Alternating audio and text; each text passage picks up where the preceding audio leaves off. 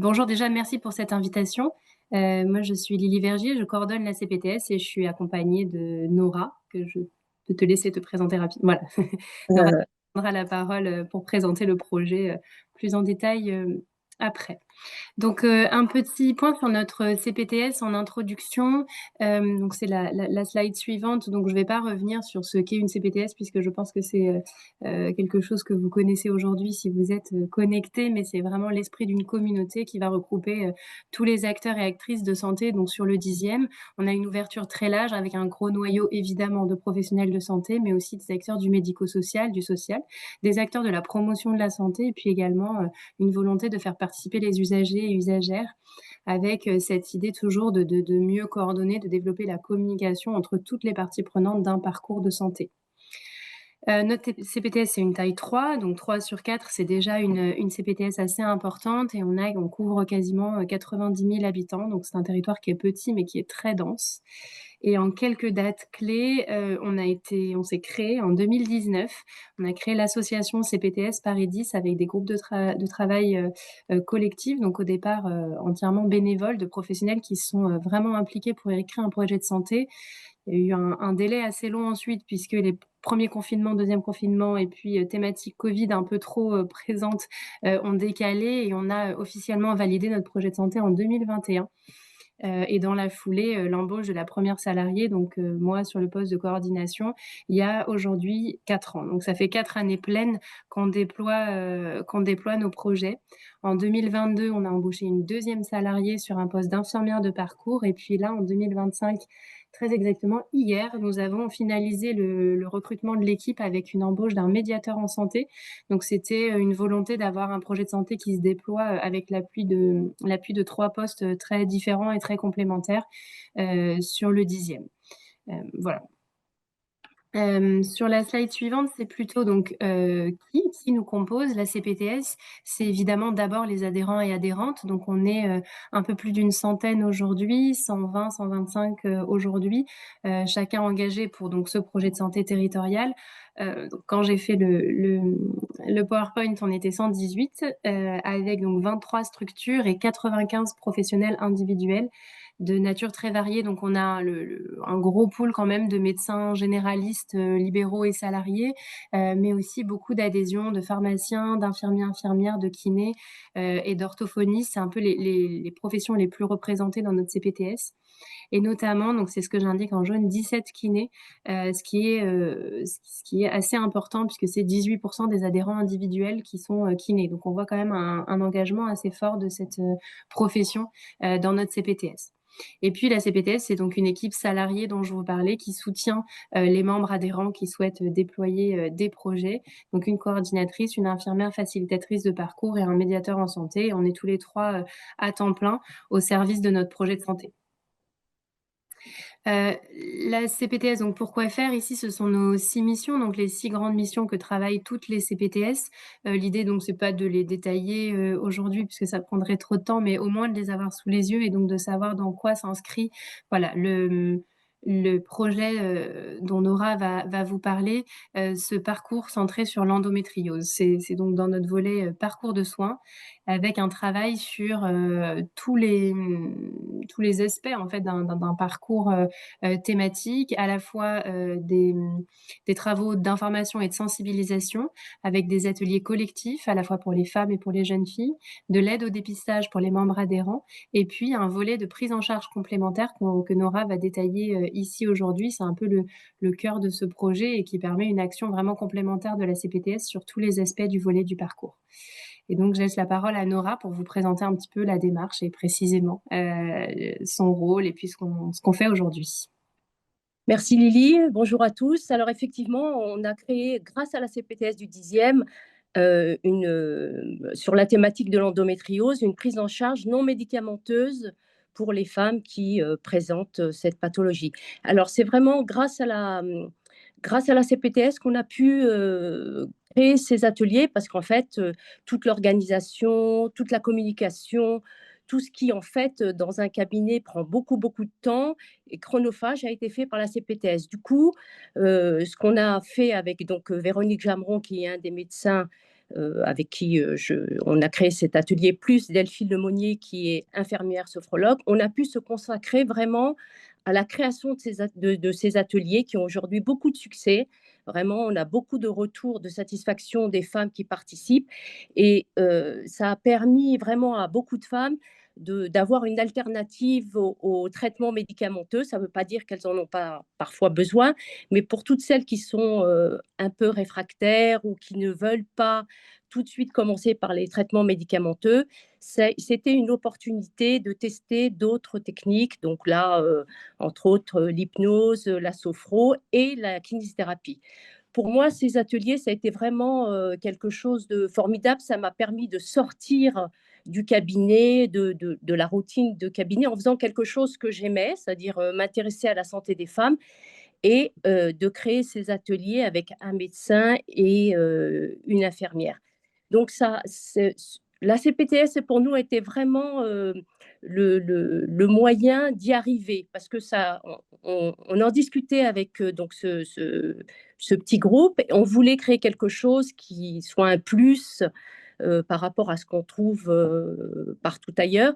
Et ça, c'est grâce à la CPTS du 10e. Donc, j'incite vraiment les kinés qui ont envie de monter des projets, de se rapprocher de leur CPTS, parce que tout ce qui est difficile dans la création d'un projet, c'est la CPTS qui l'a pris en charge. Nous, on a été vraiment, on s'est consacré sur le corps de notre métier et c'est ce qui a permis de créer ces ateliers. Donc aujourd'hui, on anime ces ateliers en ayant un BEP pour chaque patiente, c'est-à-dire qu'on a un questionnaire individuel pour chaque participante. Et ensuite, on a 2 ateliers de 2 heures qui sont menés régulièrement. Et on a vraiment, je pense, apporté quelque chose à ces femmes qui, bon, en plus de l'errance de diagnostic, ont permis d'avoir un temps d'écoute parce que notre premier atelier, c'est quand même échange entre les femmes, donc chacune apporte son expérience. Ce qui est quand même, ce qui revient en fait dans le questionnaire de satisfaction, c'est justement ce temps de parole qu'elles ont. Alors, on répond à toutes leurs questions, hein, ça passe des douleurs, puisque bon, on a un médecin quand même qui est un peu spécialisé en endométriose, donc Véronique répond à tout ce qui est médical. Après, il y a tout ce qui est leurs questions sur la diététique, sur la sexualité, leurs problématiques digestives. Enfin, on est vraiment, ce premier atelier est vraiment un temps d'échange qui apporte énormément à ces femmes. Vraiment, le questionnaire, quand elles répondent, on leur pose la question de savoir ce que ça leur apporte. Ça répond à pas mal de questions qui ne sont pas forcément abordées lors de consultations médicales ou autres, parce que le médecin n'a pas toujours le temps. Donc, c'est vraiment un moment privilégié pour ces femmes. Ensuite, notre deuxième atelier, c'est la présentation des propositions donc d'hypnose, de sophro et de kiné. Parce que moi, dans ces ateliers-là, je leur montre quand même ce qu'on peut faire en kinésithérapie avec l'endométriose, ce qu'elles peuvent reproduire chez elles, de manière à les aider à vivre cette endométriose au mieux. Alors, ça ne marche pas pour toutes les femmes, mais globalement, c'est un plus. Donc, c'est vrai que ces ateliers, en tous les cas, moi personnellement, en tant que kinésithérapeute, je prends beaucoup de plaisir à y assister en tant que professionnelle, mais surtout avec ce que je peux leur apporter. Donc, et ça, encore, j'insiste beaucoup, c'est grâce à la CPTS. Sans la CPTS, nous n'aurions pas pu monter ces ateliers parce que ça demande beaucoup enfin, il faut communiquer, il faut contacter les patients. Tout ça, c'est fait grâce à la coordinatrice, grâce à l'organisation de Lily pour la gestion de toutes ces patientes. Donc, c'est vrai que c'est aussi un moyen de faire autre chose que ce qu'on fait dans le cabinet. En plus de ces ateliers d'endométriose, nous, on fait de la communication auprès des collèges pour sensibiliser sur les règles douloureuses et sur la possibilité d'avoir de l'endométriose même quand on est jeune.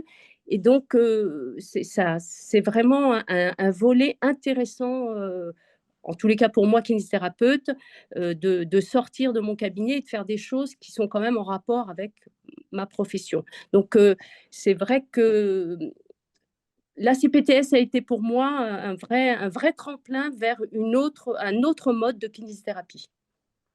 Voilà, c'est la vérité. Merci Nora pour cette pour cette présentation. Donc, juste, je vois la question dans le chat et ça me permet de compléter.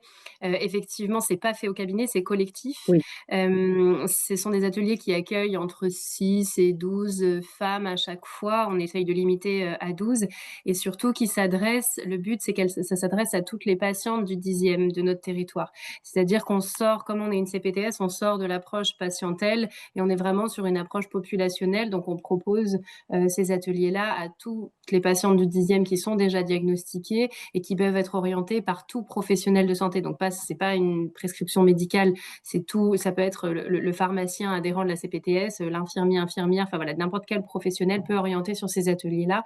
Et ça, c'est un intérêt de la CPTS. Et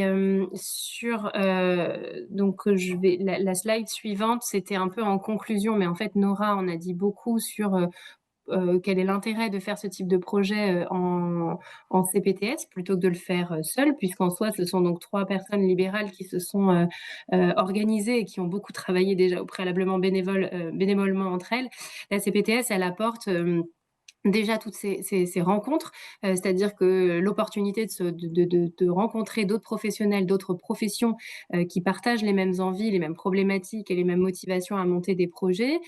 Donc le pas à côté des consultations, Nora, on a bien parlé, travailler en pluripro, ce soutien logistique et du budget matériel que l'équipe de la CPTS et l'association va apporter, la communication large et puis cet impact territorial. Donc c'est-à-dire qu'on sort aussi de ces patientes et on va rencontrer d'autres patientes, d'autres professionnels de proximité. Et après, il y a la question de la rémunération qui rejoint aussi donc une question qui est dans le chat, qui est très importante.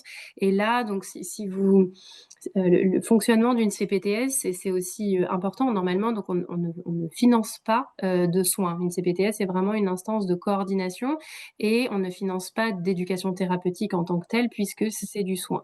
En revanche, la CPTS, là où ça va être un appui financier fort, c'est qu'on va permettre aux professionnels de se rémunérer sur du temps de travail et des réunions de coordination et de préparation et de formation, qui est un temps immense qui est nécessaire pour avoir des ateliers qualitatifs. C'est-à-dire que pour que ces ateliers ils répondent vraiment à la demande, c'est des heures et des heures de préparation, même avec l'appui de l'équipe salariée, les professionnels s'engagent vraiment à des temps de travail assez longs et c'est là-dessus qu'on va les indemniser et c'est ça qui est assez fort et qui va faire que le projet est pérenne. Toutes les réunions de préparation et d'analyse de l'atelier, de questionnaire de satisfaction et d'analyse des réponses va être fait par la CPTS. Voilà sur cette question de la rémunération. Donc voilà, la dernière slide, c'est juste nos contacts si vous avez des questions, puisqu'on n'a pas beaucoup de temps aujourd'hui, mais des questions ultérieures sur ce projet. Donc moi, je suis coordinatrice. On a une collègue infirmière de parcours qui s'appelle Chloé et Nora, qui est donc kiné sur le 10e et administratrice et une des fondatrices aussi de la CPTS, donc très à même de répondre à des questions sur notre structure.